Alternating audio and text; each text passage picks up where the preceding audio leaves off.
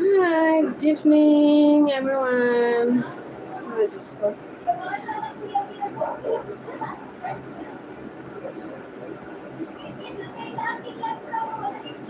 Hi, everyone. Guys, you see, my hands are being aging at this age. All the diseases.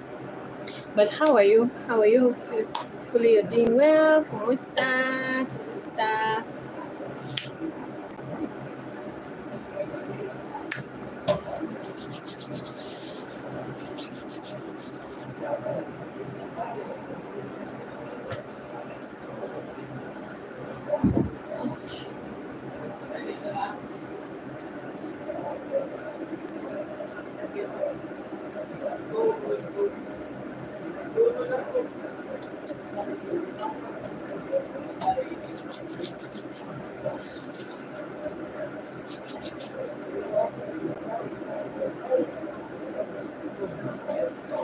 My fingers are dying slowly. See this one?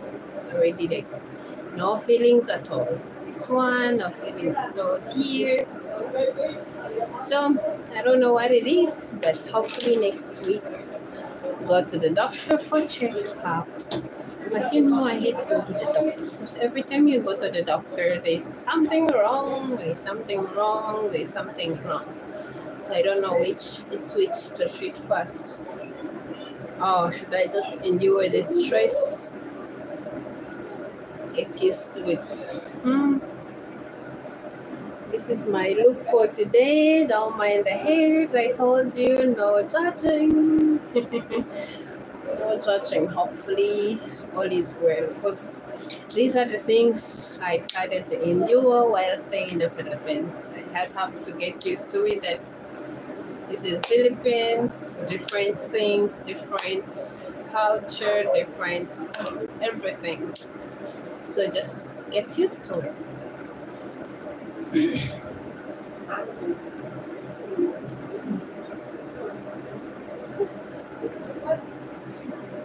But sometimes also you can say that there's no difference of Philippines already, like, how do I call it? Like, when I talk about my country is like we're still behind maybe like five times from the Philippines. So Philippines has many, I don't know how to put it, my English is quite small, so I don't know how to put the word down.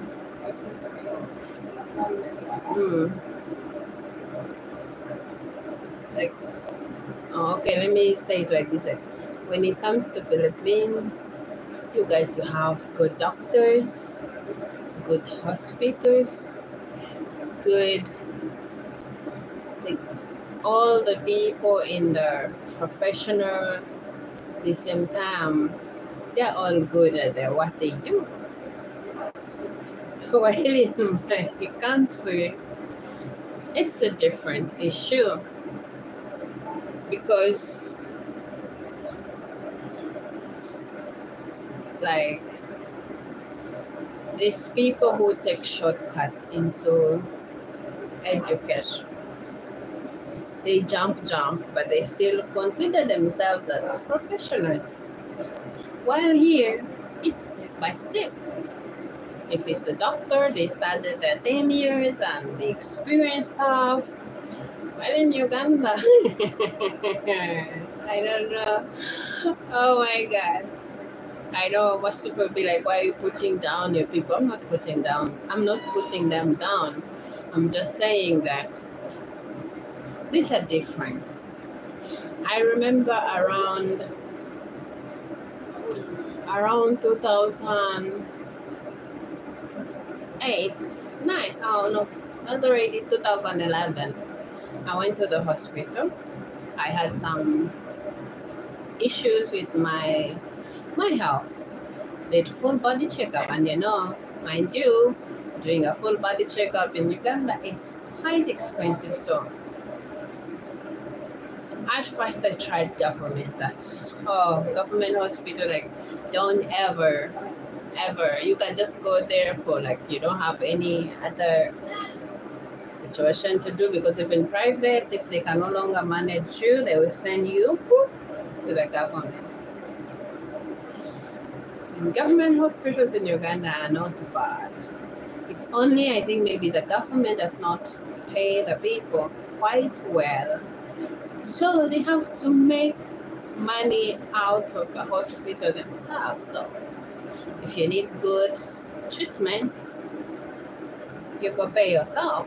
You go pay someone or a doctor or something. Then they fix you up.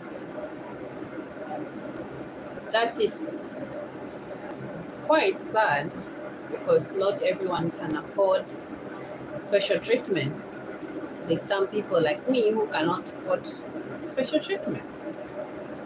So while here, I don't know about you guys, especially Filipino who live here, because sometimes you find them complaining about something, but me comparing there to here, trust me, here you have good treatment, because you go to the hospital, the doctors attend to you, they are very nice, they're not rude.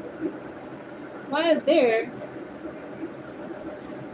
in my country, you feel like you're bothering them, like you're giving them hard time.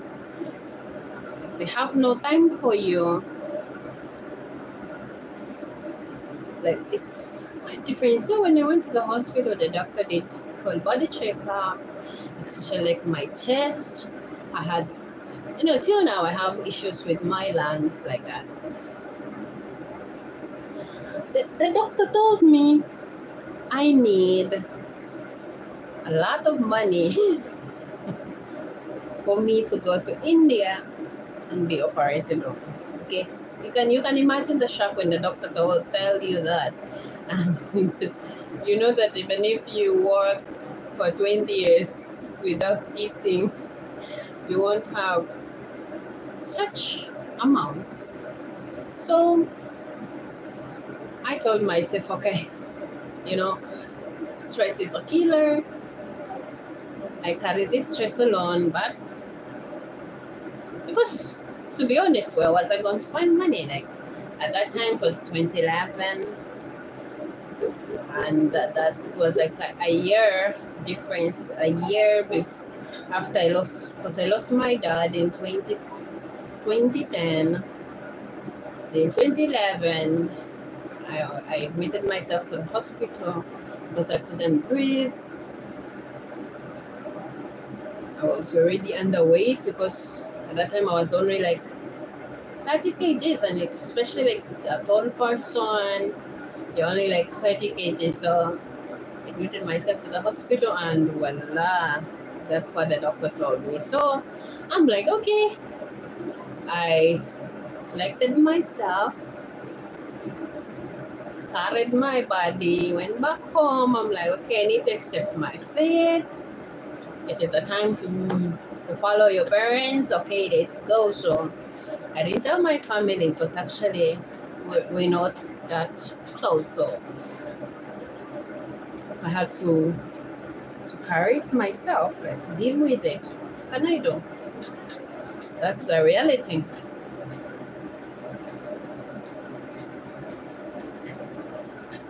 So I went back home. Imagine, the doctor gave me 1 year. If I don't get surgery, I'm done. So like 2011, 2012, I'm still like on, but like painkillers just to help you those, and of course you go to the clinic, you're like I'm coughing, I'm not feeling well, they give you something you manage. Plus of course I take my friends, they give me like herbs to drink. Like every food I eat I have to put some powder herbs or something. My grandma will send me herbs because at that time my grandma was still alive. Then 2013, 2014, I decided, okay, I saved a lot of money. I'm like, okay, let me go to the government hospital. I saved up like 6 months of my salary. Saved up, went to the hospital. Like, okay, it's time. Went to the private, like international hospital. Very good. So I will do the first checkup, like full body, because like in Uganda, in my country before, like these tests that are mandatory, like whether you like it, whether you don't, you have to do those tests. Especially like when it comes to HIV, you have to do it first before they touch you, anything, so that you know what to treat. I did all of blood stuff, what, everything was okay. I did the scan, everything turns okay. So the doctors were like, we don't know. Imagine my saving is going off. It's already like a 5th day of the week. We went to the weekend. They keep telling me, come. I did like a whole week, did the tests. Like there's nothing I didn't do, like mucus, sputum, like urine, everything I gave them. Like my body was already weak from back and forth because I use transportation, I have to eat. But at this moment, I'm done with the test. I'm just doing the follow-ups. If the doctor gives you some like a sheet that you're going to use when you come back, yeah, you do the follow-up happily without being disturbed. So yeah, I did a follow-up.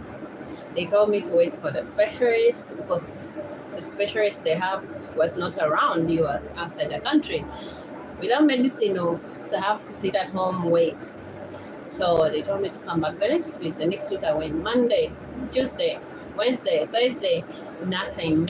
So at that time, my husband and I were already like friends. So I told him, like, since you're a foreigner, can you help me, come with me, stuff like that. We were friends, no boyfriends, just friends.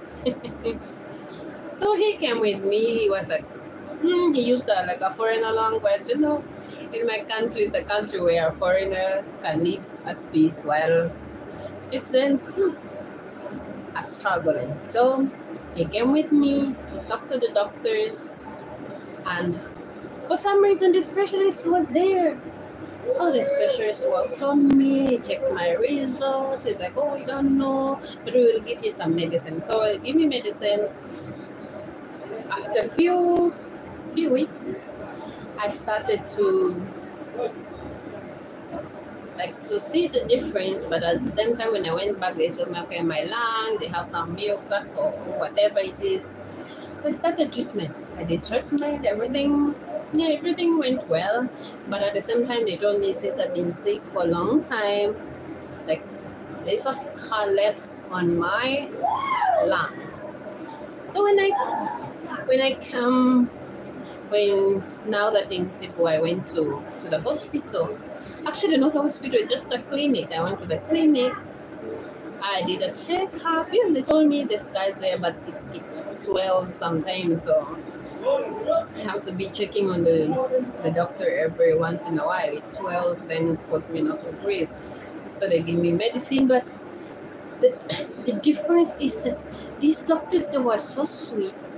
They will come you like as if you're going to the hospital, like, it's so nice, especially for me being a Filipino, being a Ugandan living in the Philippines. Filipino, they have like a very sweet language. I don't know. They're so good at at their job. Trust me, I'm not just being biased. I'm just saying the truth. And the doctors give me some medicine. Yes, I'm not okay. I have to visit doctors from time to time. But I realize the clinic sometimes it's better for me to see the same doctor I have seen before. But in the clinic, it's hardly to find that doctor again. And they're on the vacation, they are off. So excited now. I'm going to try a bigger hospital like Chonghua or Cebu doctors. That's what they recommended.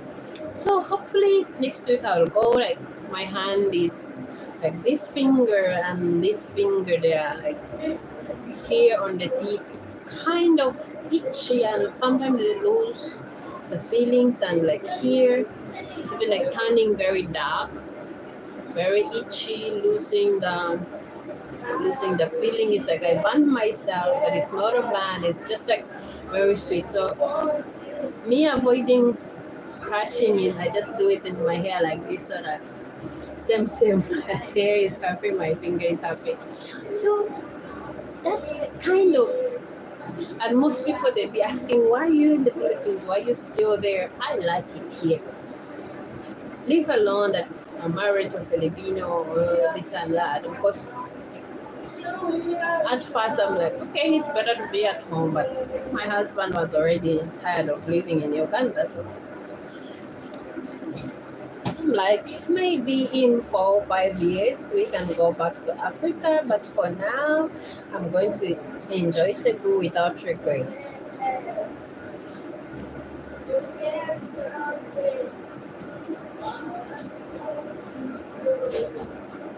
For those who doesn't like it that I'm here in Cebu, because there's people who really don't like it that I'm here. I can't name them, but I know them. And you know the good thing about they don't lie. They tell you exactly. They show you, so you don't have time to. But in Africa we have those kind of friends that we waste our entire time on them, like years cultivating the relationship. But at the end of the day, you realize like the relationship was not there to begin with. But here, the people are very frank. They will tell you. Even if they don't tell you, they will show you, so you know which side is to be and where you're not supposed to be. So you're safe either way. So for those who don't want me here in Cebu, actually I'm not a bothersome person. I mind my own business. But though I can maltest if I have to, because yeah, it's part of the job, part of daily. Like you need to entertain yourself. I need to entertain myself. I need to motivate myself. And like comparing to when you move to, especially Cebu is like I don't know, these people are starting the party, so I think I'm going to go off.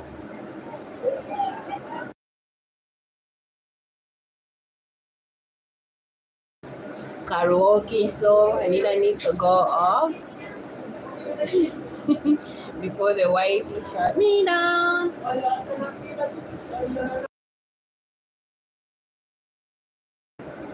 At this time, this is my time. I let them party the whole day.